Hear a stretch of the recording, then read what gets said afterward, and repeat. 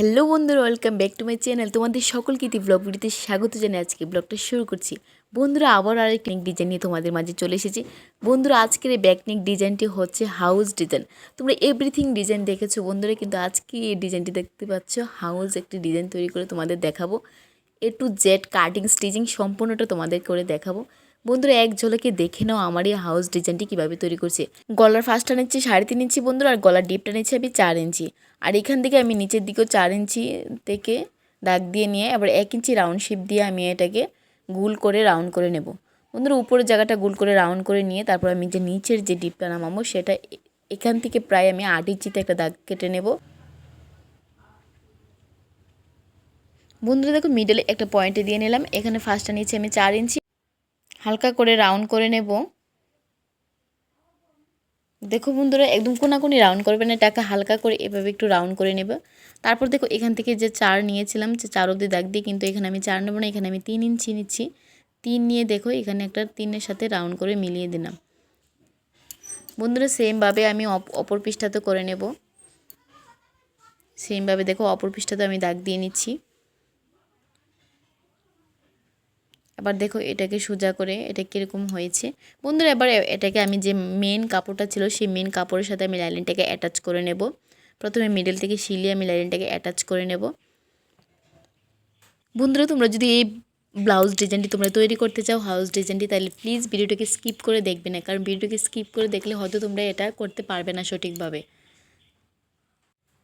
বন্ধুরা দেখো, মিডল থেকে আমি এটাকে অ্যাটাচ করে নিয়েছিলাম। এখন যে আমি হাউস যে শেপটা দিয়েছিলাম সেই শেপ অনুযায়ী আমি এটা সম্পূর্ণটা সিলিয়ে নেব। বন্ধুরা, দুটো পার্ট আমি সম্পূর্ণভাবে সিলিয়ে নেব শেপ অনুযায়ী। বন্ধুরা, তোমাদের একটা কথা বলে নিই, যারা এখনও আমার চ্যানেলে নতুন রয়েছে তারা অবশ্যই আমার চ্যানেলটিকে সাবস্ক্রাইব করে দেওয়া, আর যারা অলরেডি করে রেখেছো তাদেরকে থ্যাঙ্কস। বন্ধুরা, টেলারিং যে কোনো ব্যাপার নিয়ে যদি তোমরা কোনো ডিজাইন নিয়ে বা কোনো কিছু নিয়ে তোমাদের সমস্যা হয়, তাহলে তোমরা আমাকে কমেন্টে জানাতে পারো বন্ধুরা, আমি তোমাদের সলভ করার চেষ্টা করব। একদম কনফিডেন্সে বলছি বন্ধুরা, আমি তোমাদের সলভ করার চেষ্টা করব।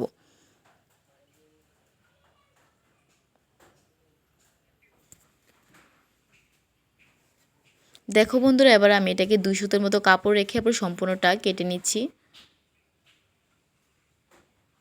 বন্ধুরা, এই ডিজাইনটি একটি নতুন একটি ডিজাইন, হাউস ডিজাইন।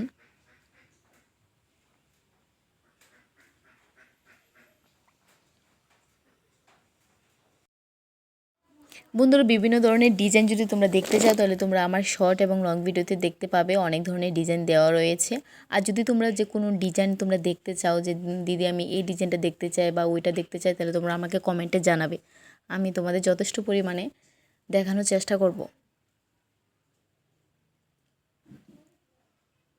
দেখো বন্ধু, ছোটো ছোটো করে কেটে নিলে ব্লাউজটা অতি সহজে কাপড়টা উল্টানো যায় তার জন্য, এবং খুব ফিনিশিংভাবে এটা অ্যাটাচ হয়।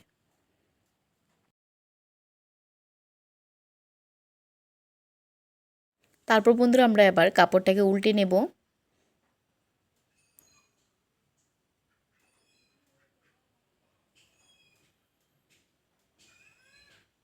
উল্টে নিয়ে বন্ধুরা, এবার আমরা যে সিলিটা দিয়েছিলাম ঠিক সেই সিলিটার উপরে আমরা একটা চাপ সিলি দিয়ে নেব।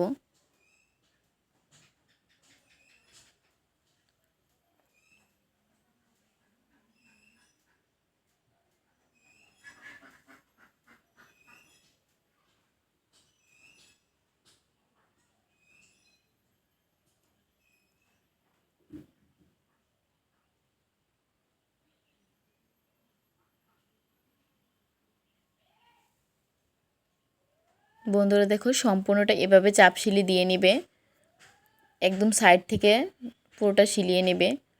সাইডের যে লাইনটা সেটাও অ্যাটাচ করে নেবে একসাথে। সেমভাবে বন্ধুরা আমি অপর পাশটাও এভাবে করে সিলিয়ে নেব। তারপর বন্ধুরা দেখো, হুক এবং হুকের জন্য যে কাপড়ের পট্টি সেটা আমরা অ্যাটাচ করে নেব।